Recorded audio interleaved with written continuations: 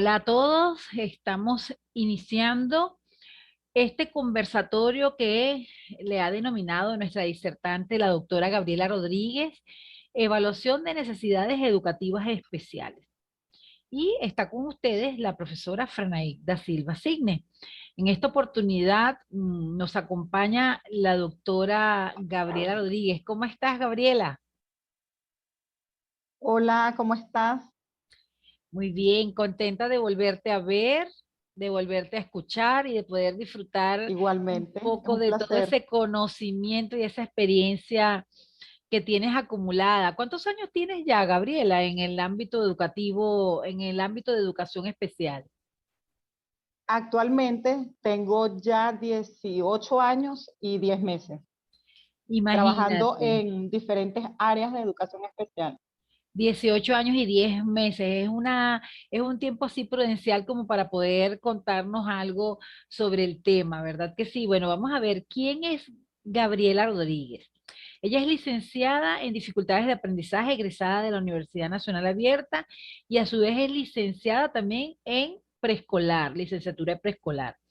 Además, tiene una maestría en docencia universitaria de la UNEYES, tiene un doctorado en ciencias de la educación de la Universidad Fermín Toro, su maestría es en educación abierta y a distancia, tiene cargos desempeñados como docente de aula integrada, docente de institución de educación especial, docente del equipo de integración, ha trabajado como docente de la UPE, directora de la UPE Ciudad Bolivia, Pedraza, Barinas, Venezuela, y bueno, también ha impartido clases en posgrado en la UNEYES Barinas, Venezuela.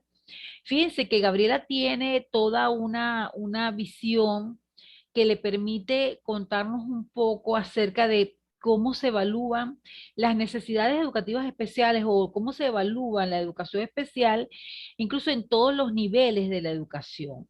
Y ella trae para nosotros también una presentación y vamos a desarrollarlo también con algunas preguntas clave que han surgido en este camino de observar lo que está hoy disertando Gabriela.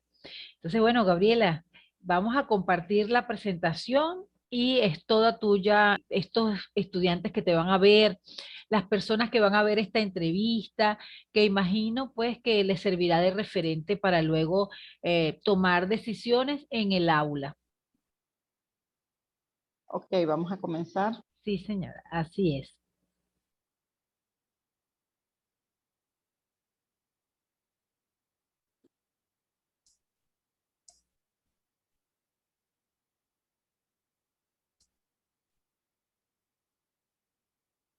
Muy bien. Para comenzar, quiero darte gracias, Franaí, por la invitación y quiero saludar a ese grupo de estudiantes que van a observar esta presentación, que son del curso de diagnóstico y evaluación del doctorado en educación.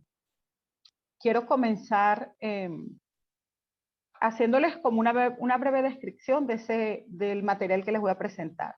En un principio les voy a hablar de manera rápida sobre lo que es educación especial aquí en Venezuela para que puedan ponerse en contexto. Luego voy a conversar con ustedes sobre lo que es la planificación, específicamente el plan de evaluación y un poco sobre lo que es el informe psicopedagógico. Vamos a iniciar con lo que es la educación especial. Educación especial es una modalidad del sistema educativo venezolano. Dentro de esta modalidad contamos con un documento que se denomina Conceptualización y Política de Educación Especial. Allí se describen, como ustedes pueden observar, las diferentes áreas de atención, que son en total 7, y los programas de apoyo que nos permiten brindar una atención educativa integral a todos los estudiantes que presentan alguna necesidad educativa especial. Dentro de estas políticas se describe cuál es la matrícula de cada una de esas áreas de atención, las instituciones donde se puede brindar dicha atención y el rango de edades de cada una de esas poblaciones.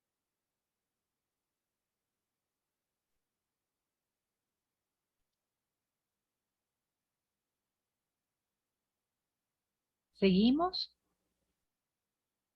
Sí, continuamos.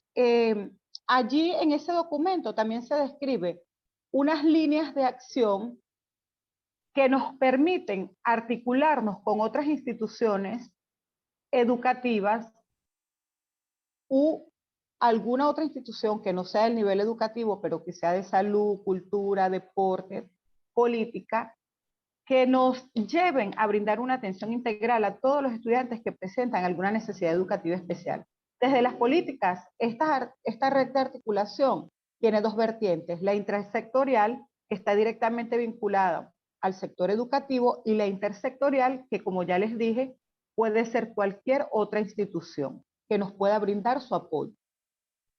La atención educativa integral se lleva a cabo a partir de 3 ámbitos o contextos,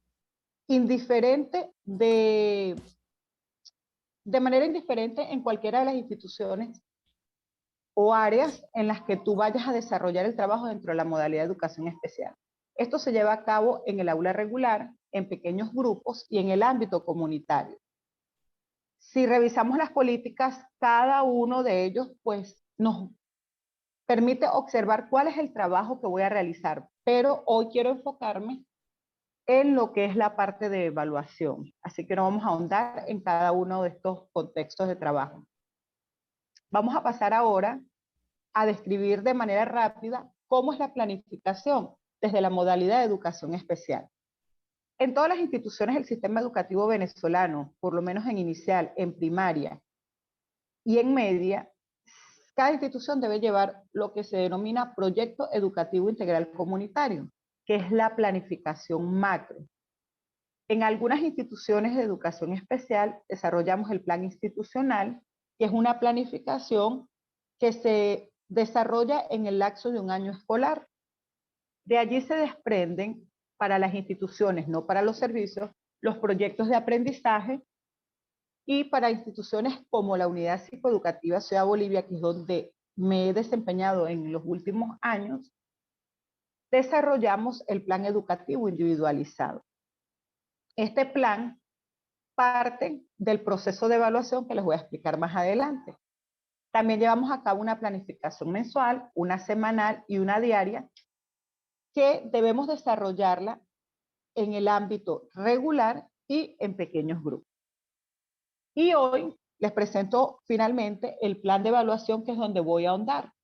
Este plan de evaluación, si ustedes revisan las políticas, no van a encontrar referencia a él, pero desde la experiencia que nosotros hemos tenido atendiendo a los diferentes niños con necesidades educativas especiales, decidimos que la evaluación no podía ser un proceso improvisado, sino que teníamos que planificarlo y dejar allí plasmado cómo lo vamos a hacer, a través de qué estrategias, actividades. Es por eso que nosotros como institución desarrollamos lo que es el plan de evaluación. Ahora vamos a ahondar un poco en los elementos que contempla este plan. Como cualquier planificación, lleva la identificación, lleva una descripción de la matrícula que vamos a atender, bien sea general o detallada con el nombre y apellido, grado, sección de cada uno de los niños que yo voy a evaluar. Un diagnóstico. Aquí quiero dejar claro que en el plan de evaluación este diagnóstico parte del aula regular. ¿Qué pasa en ese salón de clase donde está el niño con una necesidad educativa especial o donde hay varios niños con necesidades educativas especiales? Ese diagnóstico, ¿qué voy a plasmar yo allí? ¿Qué voy a observar? ¿Qué es lo que busco con el diagnóstico? Describir cómo es ese docente de aula, cómo es la matrícula en general de ese salón de clase. No me voy a enfocar solo en los niños que presentan alguna necesidad educativa especial o características de alguna necesidad educativa especial. Voy a describir toda la matrícula. ¿Qué edades, qué rango de edades tiene esa población? ¿De dónde provienen? ¿Por qué digo de dónde provienen? Porque por lo menos las instituciones del área de dificultades de aprendizaje atendemos estudiantes que vienen de otras instituciones, de algún centro de educación inicial, de otra escuela básica, de algún liceo, entonces tenemos que especificar de dónde proviene esa población. Si dentro del aula de clase hay algún estudiante con necesidad educativa especial diagnosticada por algún especialista, no es que el docente me dijo, yo creo que este niño tiene autismo o creo que tiene retardo mental. No, tiene que estar diagnosticado con su debido informe y esos son los niños que voy a reflejar allí. ¿Cuáles son las condiciones del aula? ¿Cómo es la iluminación, la ambientación? ¿Por qué? Todos estos factores pueden influir en el desempeño del niño o en la presencia de alguna dificultad de aprendizaje en el escolar. ¿Cómo es el uso de recursos en el aula de clases? ¿Cómo es la participación de los padres en el proceso educativo? ¿Cuáles son las habilidades del grupo? ¿Cuáles son las condiciones físicas de los estudiantes? ¿Cómo son esas condiciones socioeconómicas? Tenemos que recordar la realidad de Venezuela. Muchos niños que asisten a clases no tienen ni siquiera alimento en su hogar, lo reciben solo en la escuela, las condiciones de cómo viven en el hogar, muchos no tienen ni siquiera un hogar de bloques, techos, como son la mayoría de las casas aquí, sino que viven en un rancho. Entonces, todo eso tenemos que conocerlo nosotros para saber qué influye en el desempeño del niño. Cómo son los aspectos académicos, cuáles son las creencias de esa aula, de la población que está dentro de ese salón de clase, qué normas tienen, qué problemas existen en general dentro del salón de clase. Todos esos elementos que le acabo de describir forman parte de lo que es el diagnóstico. Además, en este plan de evaluación vamos a establecer objetivos generales y específicos, contenidos, estrategias, como pueden observar aquí en el cuadro que les coloqué, actividades, competencias, indicadores, recursos e instrumentos. Ahora bien, vamos a ahondar en qué debo evaluar para conocer las necesidades educativas especiales de los estudiantes. Hay una serie de aspectos o componentes que nosotros debemos tomar en cuenta a la hora de evaluar. Estos no llevan un orden específico. Primero debo evaluar esto, segundo aquello, no. Yo puedo planificar actividades que me permitan evaluar diferentes aspectos en un solo momento. Estos aspectos incluyen el aspecto físico y biológico. ¿Qué voy a evaluar allí? Cómo es el aspecto en general del niño, cómo es la apariencia, cuál es su historial físico y biológico y cómo es su desempeño o su desarrollo psicomotor. En el lenguaje voy a evaluar el desarrollo lingüístico, el lenguaje comprensivo y el lenguaje expresivo. A nivel cognitivo voy a hacer hincapié en la sensopercepción, la discriminación visual, la discriminación auditiva, la atención, la memoria, el razonamiento, entre otros de los muchos elementos que comprende el aspecto cognitivo. En la parte socioemocional, voy a evaluar el historial familiar, la identidad personal del niño, las experiencias fundamentales para él, qué valores tiene él, cómo son sus interrelaciones con sus padres, con los docentes, con su familia, con sus amigos. En hábitos vamos a centrarnos cómo son sus hábitos de estudio, de sueño, de aseo, alimentación. Un aspecto muy importante a evaluar son las áreas instrumentales. Estas áreas instrumentales comprenden lo que es lectura, escritura y cálculo. Cada una de estas áreas tiene unos niveles que permiten medir si el niño está acorde o no a su edad según su desempeño. También hay una serie de errores que podemos observar en cada una de estas áreas o conductas que pueda presentar el niño que nos permitan comprobar si está de acuerdo o no a su edad cronológica en su desempeño académico. Esto es para educación primaria. Si vamos a evaluar lectura, escritura y cálculo en un niño de preescolar, porque también observamos que puede presentar características asociadas a alguna necesidad educativa especial o que está en riesgo de presentar dificultades de aprendizaje, ¿qué vamos a evaluar en él? Sabemos bien que los niños antes de los 6 años no leen y no escriben. Entonces nosotros nos vamos a enfocar en lo que es prelectura, preescritura y precálculo. ¿Cómo lo vamos a hacer? A partir de actividades como el rasgado, actividades psicomotoras, el recortado, el dibujo, entre muchas otras. Otras evaluaciones que tenemos que aplicar antes de ir al informe, otras evaluaciones son entrevistas al docente regular. Esa es la primera actividad que nosotros tenemos que realizar. Porque el docente regular es el que nos va a decir la impresión inicial que tiene sobre un niño, por qué cree que este niño presenta alguna necesidad educativa especial, nos va a hablar sobre la realidad de ese niño, nos va a hablar sobre su desempeño, y a partir de esa entrevista nosotros vamos a corroborar si es necesaria o no la evaluación de ese niño. Vamos a seguir con una entrevista al escolar, una entrevista al representante, vamos a observar al estudiante en diferentes ámbitos.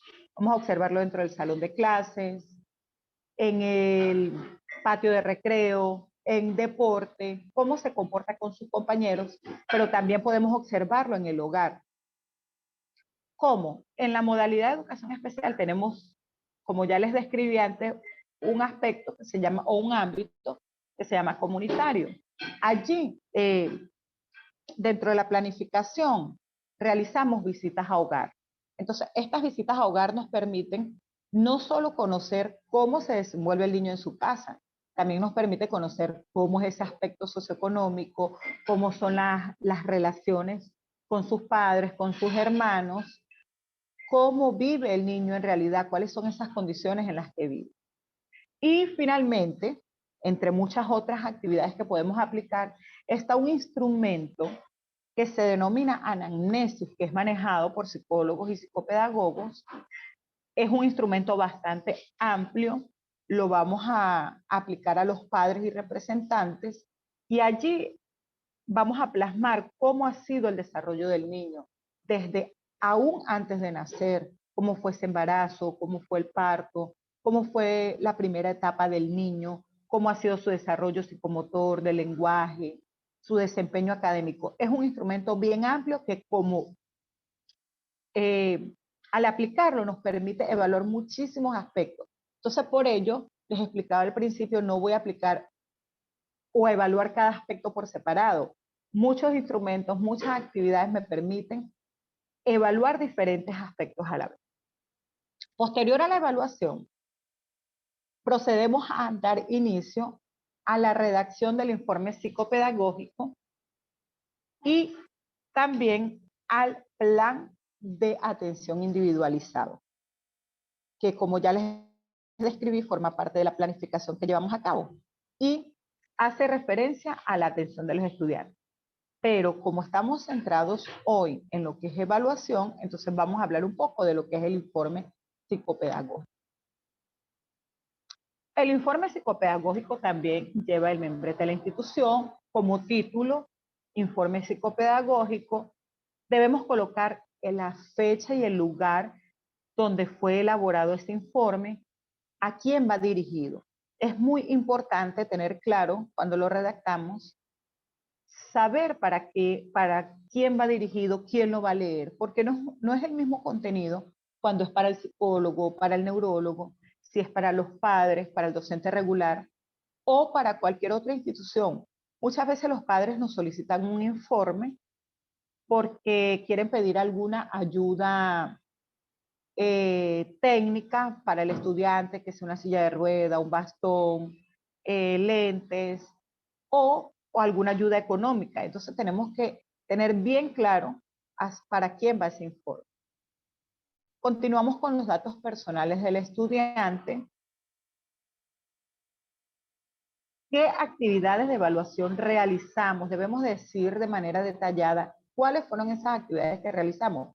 Por ejemplo, actividades de lectura, escritura, cálculo, evaluamos psicomotricidad, aplicamos anamnesis, realizamos entrevistas a padres, realizamos observaciones. ¿En qué ámbitos realizamos observaciones? Colocar allí de forma detallada el nombre de cada una de las evaluaciones que aplicamos. O, por el contrario, si aplicamos test estandarizados, entonces vamos a colocar allí también el nombre de ese test que aplicamos. ¿Qué lleva ese informe psicopedagógico?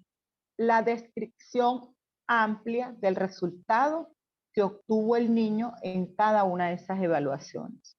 Lo vamos a colocar de manera integral, no vamos a parcelar ese informe colocándole subtítulos que sí. Resultado a nivel psicomotor, resultados de lectura, resultados en escritura, no. Vamos a hacerlo de manera integral. Posterior a esa descripción amplia del desempeño del niño, vamos a reflejar las conclusiones. Cómo fue el desempeño del niño, si existe alguna dificultad de aprendizaje, si existen características de alguna necesidad educativa especial que no ha sido diagnosticada, o por el contrario, si tenemos un diagnóstico de algún profesional que nos diga que el niño es deficiente visual, que presenta autismo, que presenta retardo mental, pero eso solo lo vamos a colocar si tiene el diagnóstico de ese especialista. En las recomendaciones que vamos a reflejar, ¿qué orientaciones académicas se deben seguir con el escolar? Si creemos nosotros, según el resultado de la evaluación, que debe ser evaluado por otro especialista como psicólogo, neurólogo, terapista de lenguaje, o según la condición que yo crea que presenta, las características que presenta, ¿qué especialista debe evaluar? Vamos a dar orientaciones a los padres, orientaciones a los docentes, pero orientaciones bien específicas. Nosotros conocemos muchas estrategias, muchas actividades que nos permiten abordar diferentes necesidades educativas especiales, pero los docentes de aula muchas veces no conocen estas estrategias y yo tengo que darles como esa receta paso a pasito que tienes que hacer tú en tu aula de clase, cómo debes hacer las adaptaciones curriculares. En el hogar debo decirle a los papás cómo puedes hacerlo de manera fácil con los recursos que tú tienes en la casa.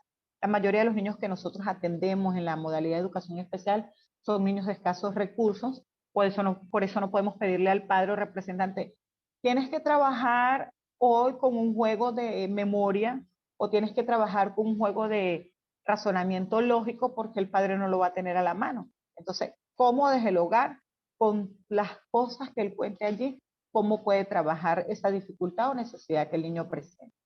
Debe llevar la firma del docente que lo elabora, la del directivo de la institución y el sello de la institución.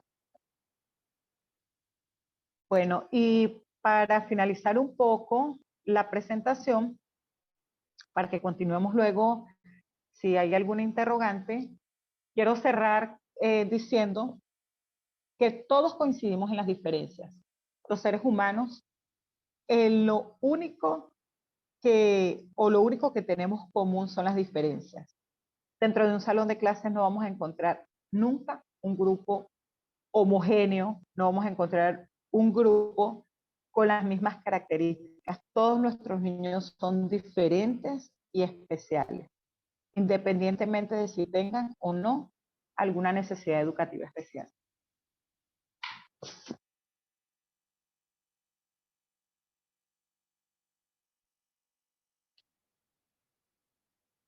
Verdad que siempre es un gusto escucharte. Fíjate que tú hablabas de algunos elementos primordiales que deben prelar antes de tomar una decisión. Yo considero que uno de los elementos más importantes que resalta el valor del diagnóstico es la toma de decisiones que le permite al docente, ¿no? Le permite tomar decisiones para corregir, para detectar problemas, para hacer prevención primaria, secundaria o terciaria. Y además de eso, intervenir, como dices tú, con acciones concretas y no hacerse eh, imágenes sobre lo que no ha investigado. ¿Qué opinas tú de los criterios que deben tomarse en cuenta para establecer las competencias e indicadores descritos en el plan de evaluación. O sea, cómo debería el docente tomar en cuenta esos criterios. Mira, Franay, aún en los mismos docentes de la modalidad de educación especial, no sé, por falta de compromiso, por falta de experiencia, nosotros tenemos en Venezuela, para inicial, para primaria, para media, un diseño curricular diferente para cada uno de estos niveles. Y nosotros como modalidad de educación especial debemos trabajar sobre esos diseños que existen para esos niveles. El diseño o el currículo nacional bolivariano establece una serie de competencias o de aprendizajes esperados en el estudiante. Entonces nosotros debemos partir de esas competencias que están allí especificadas y debemos hacer adaptaciones curriculares. Tal vez en mis presentaciones yo trato de que todo sea así como bien detalladito, bien fácil de comprender, porque eso es lo que hacemos en educación especial. Queremos que todos nuestros niños comprendan qué es lo que estamos haciendo, cómo lo va a hacer, que sea algo como muy fácil y sencillo de digerir para todo el que lo observe, para cualquier niño que vaya a desarrollar la actividad. Entonces, nosotros debemos tomar esas competencias que están allí en el diseño curricular, hacer las adaptaciones curriculares y guiarnos por ellas a la hora de saber qué vamos a evaluar, cuál es el aprendizaje que esperamos en ese niño. Si en el diseño dice que el niño debe leer imágenes a partir de, debe leer textos sencillos, por ejemplo. Entonces, ¿qué voy a hacer yo? Bueno, yo puedo hacer una adaptación que diga que el niño va a hacer una lectura a partir de imagen. Estoy evaluando la lectura, lo que pide el diseño curricular, pero lo estoy llevando a un nivel donde cualquier niño pueda hacer la actividad. Muy bien. Y en ese caso, ¿cuáles instrumentos tú consideras que son los más viables y que además sabes que uno siempre tiene un instrumento con el que se siente que recopila más información, con el que se siente más cómodo como docente y que le permite abarcar un radio de acción mayor en cuanto a lo que es la detección de una problemática o de una situación que no está en armonía con lo que es el desarrollo pedagógico? En ese caso, en el desarrollo psicopedagógico, en el desarrollo de las habilidades biopsicosociales del niño o incluso de adolescentes. Entonces, por ejemplo, yo me siento muy cómoda con la observación y con la toma de notas, ¿no? Yo tomo notas y voy haciendo como un registro diario, que es el cuaderno de campo, y así lo voy llevando y así he hecho mis investigaciones. Pero, ¿tú qué recomiendas? Dentro de la conceptualización de políticas que les nombraba, se hace referencia a un instrumento como el instrumento base, prioritario, el que Rector. no puede faltar, que es el registro descriptivo.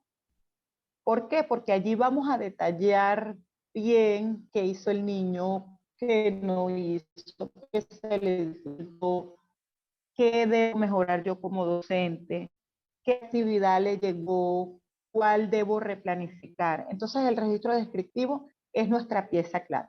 Pero también yo puedo llevar un registro anecdótico, puedo emplear escalas de estimación, lista de cotejo, y la observación, como tú decías, es fundamental. Ya les hablaba antes Hoja que visor, debemos sí. observar el niño en todos los aspectos, en todos los ámbitos. A veces vamos al salón de clases y observamos que el niño no está trabajando. Lo traemos a nuestra aula con pequeños grupos y resulta que el niño trabaja. ¿Qué pasa? Que como nosotros estamos allí con él, a lo mejor dentro del salón de clase, el niño se sienta atrás, no se le presta mucha atención. Entonces, por eso es que no trabaja dentro del salón de clase, porque necesita más apoyo, más ayuda, tal vez tiene un problema visual y tiene que sentarse adelante. Entonces, la observación es fundamental. ¿Y dónde lo vamos a registrar? Allí en este registro descriptivo. Muy bien. E igualmente también tener en cuenta que la pedagogía es diferenciada. muy bien lo decía Vygotsky, lo afirmaba, que unos tienen la zona de desarrollo próximo y otros la zona de desarrollo potencial. Y Potencial. esa zona de desarrollo potencial la ayudan a impulsar quienes tienen su zona de desarrollo próximo un poco más adelantada. Y sabes que así empezó incluso la escuela. La escuela comenzó en su mayoría de los teóricos eh, colocando niños tutores, ¿no? Colocaban niños impulsores de otros apoyándose en estas teorías. ¿Tú crees que esa es una de las, vamos a decir así, en el tiempo dentro del aula, esto puede permitir que entre niños también, entre iguales, así como los adultos, ¿no? Entre iguales sentimos mayor confianza y entre niños también. Sí, eh, los andamiajes, lo que hablabas, la zona de desarrollo próximo, son fundamentales en lo que es Fundamental. la modalidad de educación especial. Nosotros debemos aportar todas las ayudas, todas las estrategias, todas las actividades que sean necesarias para que ese niño logre el aprendizaje. Eso lo tenemos que hacer nosotros como docentes de educación especial, pero también lo tiene que hacer el docente de aula, que es el que pasa mayor tiempo con el estudiante. Hay niños que sabemos que tienen un rendimiento mayor y ellos pueden ser una ayuda para esos estudiantes que requieren apoyo. Sin embargo, los niños que presentan alguna necesidad educativa especial y tienen un mayor compromiso, hay algunos psicólogos que recomiendan un docente tutor o hay otro término que no recuerdo muy bien, pero es ese otro docente que muchas veces pagan los representantes, un docente privado que está dentro del aula también con ese niño solo, brindándole el apoyo a ese niño. Claro, porque lo requiere para poder progresar en todas sus dimensiones. Ahora, sabes que muchos autores afirman, por ejemplo, yo veía las investigaciones que han hecho, que hicieron Elliot, Stenhouse, donde ellos hablan acerca de un diagnóstico antes, durante, después. No hablan de un diagnóstico como un momento, sino como diagnóstico como proceso. ¿Cómo tú Ujú. ves el diagnóstico en el tiempo dentro del aula? ¿Cuánto tiempo es necesario hacer el diagnóstico para generar la evaluación o cada proceso del diagnóstico lleva a una evaluación de acuerdo formativa, sumativa? ¿Cómo lo ves tú? Cuando les hablaba del plan de evaluación, les hablaba de un diagnóstico que se hacía en el aula de clase o en el aula regular, como nosotros le llamamos, que es el Sí. salón de primero, segundo, cuarto, quinto grado, esos salones de clase. Allí vamos a comenzar nuestro diagnóstico. Pero una vez que damos inicio a lo que es el proceso de evaluación en el ámbito de pequeños grupos, continuamos el diagnóstico, porque luego vamos a redactar un plan de atención individualizado que no puede llevar el mismo diagnóstico que el del aula regular, porque ya estoy transfiriendo al niño a otro espacio. Entonces, como Exacto. tú dices, es un diagnóstico que se va desarrollando a lo largo de todo el proceso de atención. Es más, cuando les hablaba de la redacción del informe, les dije, iniciamos después de la evaluación, iniciamos la redacción del informe, pero no culminamos la redacción. ¿Por qué? Porque este se va a ir redactando a lo largo de todo el proceso de atención.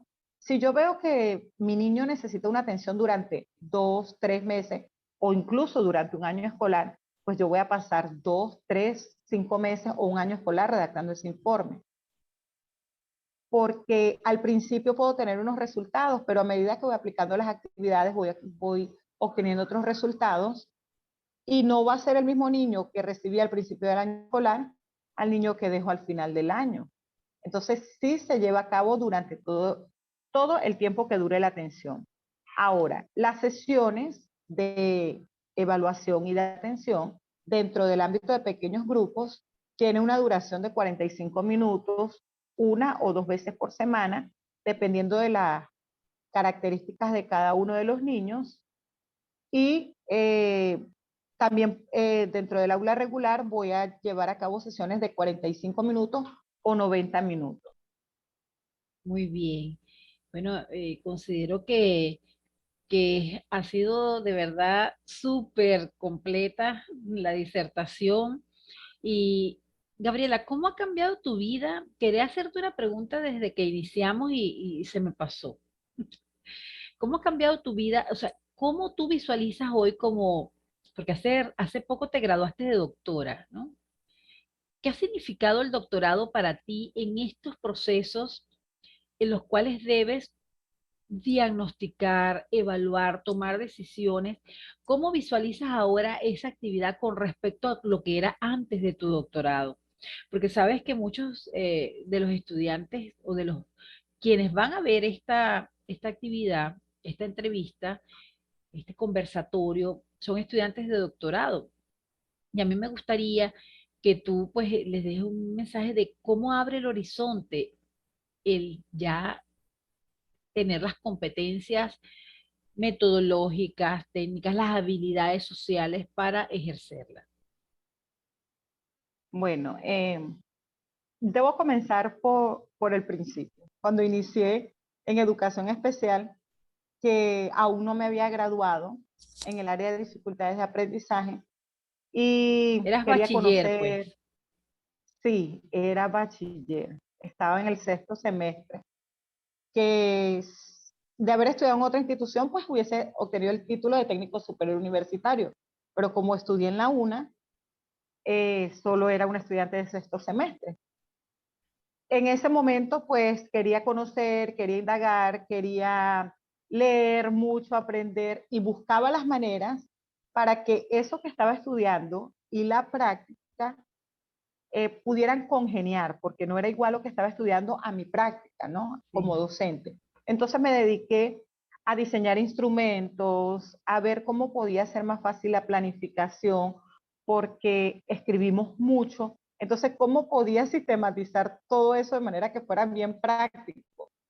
Y a partir de allí comencé a enseñar, a diseñar instrumentos de planificación, de evaluación para cada uno de los grados, donde incluía las competencias que pedía el currículo, pero también qué se esperaba en las diferentes áreas del desarrollo, qué decía según la edad que debe hacer cada uno de los niños. Entonces me dediqué a eso. Con el doctorado cambió un poco la perspectiva. ¿Por qué? Porque ahora estoy enfocada en la parte epistemológica, cómo puedo construir conocimientos, cómo puedo mejorar la práctica, no solo mía, sino del docente, que, cómo puedo hacer que la modalidad de educación especial llegue a más niños, que los docentes se comprometan más. Yo en las últimas investigaciones me he dedicado a trabajar con lo que es inclusión educativa. Ya me he alejado un poco de mi área de formación, que fue dificultades de aprendizaje, para verlo de manera global, integral, Global, claro. multidisciplinaria, holística, que sea una atención holística, independientemente de la formación. Yo como docente tengo que brindarle al niño la atención, tengo que involucrar a cada uno de los que forman parte de ese proceso, a los docentes regulares, a los padres, a la comunidad. ¿Cómo puedo hacer yo para que mi práctica verdaderamente dé resultados? Oye, qué bien. Es decir, que ya tienes una visión más global, una visión holística, una visión que va más hacia la reflexión teórica e incluso tú generarla como tal, generar los constructos, generar todo lo que conocemos como la noxiología, porque de eso se trata, que generar el conocimiento sobre el conocimiento y sobre eso pues ir generando nuevos avances. De verdad que te agradezco mucho. Los doctorandos van a estar felices de escucharte y recuerda, tenemos ahora una cita para poder escuchar de ellos su feedback, sus inquietudes, que será en la próxima reunión que tendremos. ¿Ok? Muchas gracias, Pranaí, por la invitación. Espero ayudar a la construcción del conocimiento de los futuros doctores. Espero que alguno se incline hacia la investigación en lo que es inclusión educativa, hacia lo que son las necesidades educativas especiales. Es un área hermosa, poco investigada, que tiene muchísimo camino aún por recorrer y bueno, espero haber sido un apoyo para cada uno de ellos y próximamente espero responder sus inquietudes y continuar allí en esa construcción del conocimiento. Gracias por la invitación. A ti, Gabriela.